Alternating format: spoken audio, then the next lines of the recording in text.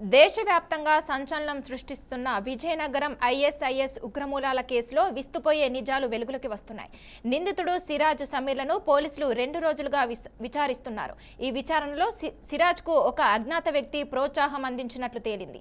అలాగే Goshamahal BJP MLA Raj Singh వీడియోపై సిరాజ్ చేసిన వ్యాఖ్యలకు ఆ వ్యక్తి స్పందించి ప్రశంసించాడు. దీంతో ఆ అజ్ఞాత వ్యక్తి ఎవరు అని పోలీసులు కూపిలాగుతున్నారు. విజయనగరం పోలీస్ ట్రైనింగ్ అకాడమీలో శనివారం 7 గంటల పాటు విచారణ జరిగింది. ఈ విచారణలో అనేక విషయాలు తెలిసాయి.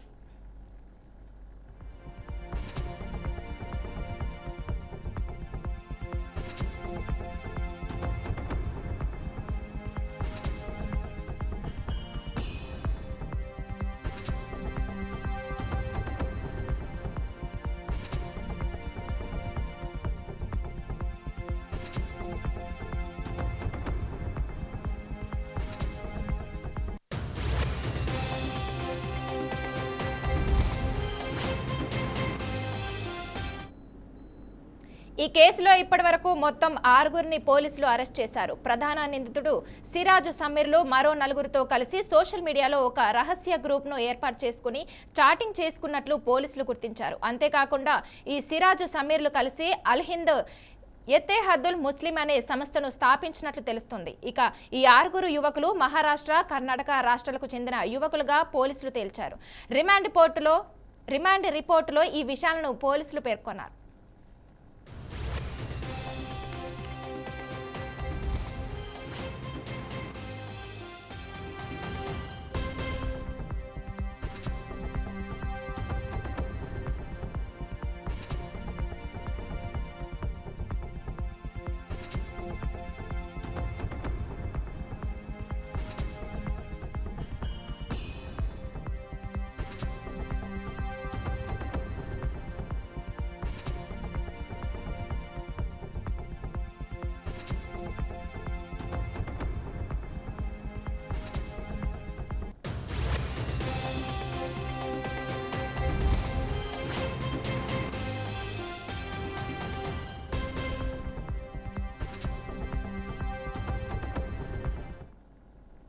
దేశవ్యాప్తంగా సంచలనం సృష్టిస్తున్న విజయనగరం ఐఎస్ఐఎస్ ఉగ్రమూలాల కేసులో విస్తుపోయే నిజాలు వెలుగులోకి వస్తున్నాయి.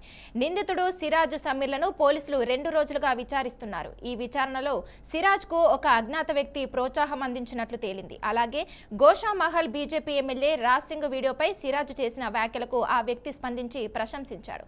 దీంతో ఆ అజ్ఞాత వ్యక్తి ఎవరు అని పోలీసులు కూపిలాగుతున్నాయి. విజయనగరం పోలీసు ట్రైనింగ్ అకాడమీలో శనివారం 7 గంటల పాటు విచారణ జరిగింది. ఈ విచారణలో అనేక విషయాలు తెలిసాయి.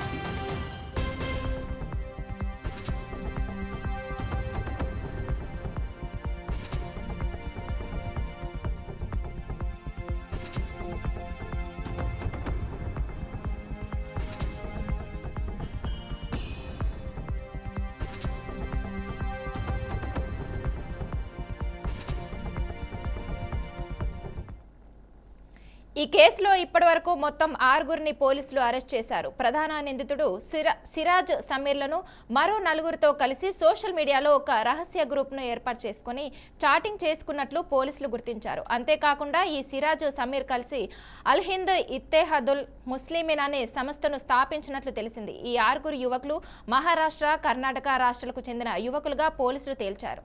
రిమాండ్ రిపోర్టులో ఈ విషయాలను పోలీసులు పేర్కొన్నారు.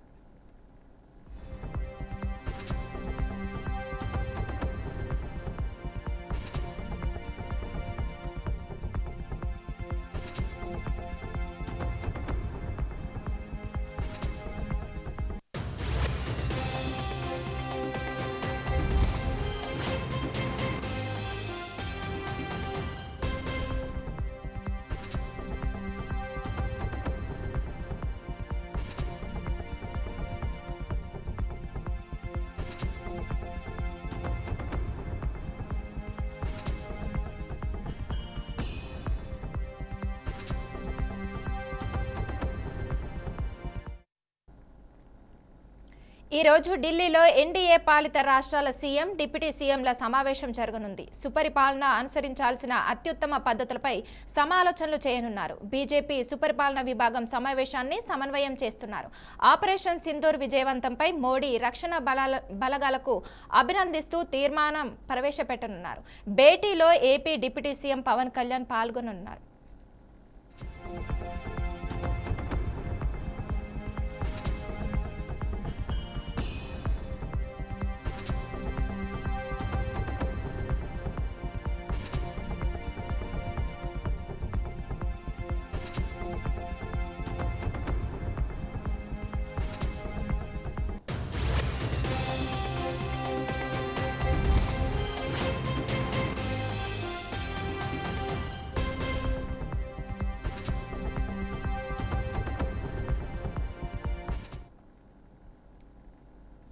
కడప జిల్లాలో 3 రోజుల పాటు నిర్వహించనున్న మహానాడు కార్యక్రమానికి శ్రీ సత్యసాయి జిల్లా పెనుకొండ నుంచి మంత్రి సవిత ఆధ్వర్యంలో సైకిల్ యాత్రను ప్రారంభించారు.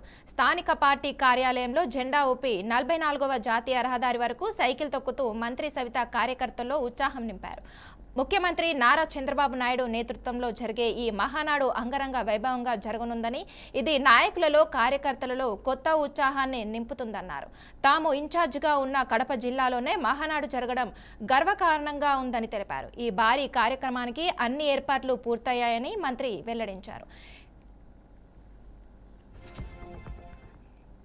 చేసుకునే అతిపెద్ద పండగ మహానాడు. ఎందుకంటే బడుగు బలహీన వర్గాల కోసం, కులాలకు మతాలకు అతీతంగా పెట్టిన పార్టీ తెలుగుదేశం పార్టీ. వ్యవస్థాపకులు అన్న నందమూరి తారక రామారావు గారు తెలుగుదేశం పార్టీ పెట్టారు. ఆ రోజు నుంచి మరి 43 మహానాడు కార్యక్రమాలు చేసుకున్నాం. మరి ఈరోజు రాయలసీమలో, ముఖ్యంగా మా రాయలసీమలో కడపలో ఈరోజు రేపటి రోజు 3 రోజులు మహాపండగ జరుగుతూ ఉంది. ఆది సందర్భంగా మా యువగలం అధినేత నారా లోకేష్ బాబు గారి టీం, అంటే యువకులందరూ మేము కూడా మా పెనుగొండ నియోజకవర్గం నుంచి సైకిల్ యాత్ర చేస్తాం. నారా లోకేష్ బాబు గారికి సంఘీభావం తెలుపుతూ ఆయన స్ఫూర్తితో మేము కూడా సుమారుగా 200 కిలోమీటర్లు మేము సైకిల్ యాత్ర చేస్తాం, మహానాడుకు వస్తామని యూత్ అంతా బయలుదేరారు. వారికి కూడా చాలా సంతోషం. అది 44వ మహానాడుకు 44 సైకిళ్లతో యువగలము టీం అంతా బయలుదేరి వెళ్ళటం చాలా సంతోషంగా ఉంది. అంతేకాకుండా అక్కడ ఇన్ఛార్జ్ మంత్రిగా నేనుండటం కూడా నాకు చాలా గర్వంగా ఉంది. రాష్ట్ర వ్యాప్తంగా కూడా తెలుగు తమ్ముళ్ళు భారీ ఎత్తున తరలి వస్తున్నారు. చేసిన తెలుగుదేశం కుటుంబ సభ్యులు అన్ని సౌకర్యాలు చేశాం. చాలా ఆనందంగా ఉంది. మరొకసారి చంద్రబాబు నాయుడు గారికి, మరి రాష్ట్ర అధ్యక్షులు పల్లా శ్రీనివాస్ యాదవ్ గారికి, మరి యువగలం అధినేత నారా లోకేష్ గారికి, ఎందుకంటే రాయలసీమలో పెట్టే అవకాశం కల్పించినందుకు కూడా వారికి ప్రత్యేకమైన ధన్యవాదాలు. వైభవంగా జరిగిపోతుంది. 43 మహానాడుల కన్నా 44వ మహానాడు ఇంకా భారీ ఎత్తున రాబోతున్నారు నాయకులు, కార్యకర్తలు. ఎందుకంటే గత 5 సంవత్సరాల్లో నలిగిపోయారు తెలుగుదేశం పార్టీ కుటుంబ సభ్యులు. ఎంతో కలిసికట్టుగా ఈ రోజు సంపూర్ణమైన మెజార్టీతో ఏదైతే ఈ రాష్ట్రానికి ముఖ్యమంత్రి చంద్రబాబు నాయుడు గారి అవుతానే బాగుపడుతున్న నమ్మకంతో పనిచేశాం. ఆ నమ్మకాన్ని, ఆ కళని నెరవేర్చుకున్నారు. కాబట్టి కార్యకర్తలతో కూడా నూతన ఉత్సాహం కూడా ఉంది. అంతేకాకుండా మరి ముఖ్యమంత్రి గారు కూడా రాష్ట్రం ముఖ్యమంత్రిగా ప్రమాణ స్వీకారం చేసి నుంచి అభివృద్ధిని పరుగులు పెడుతున్నారన్న విషయం కూడా.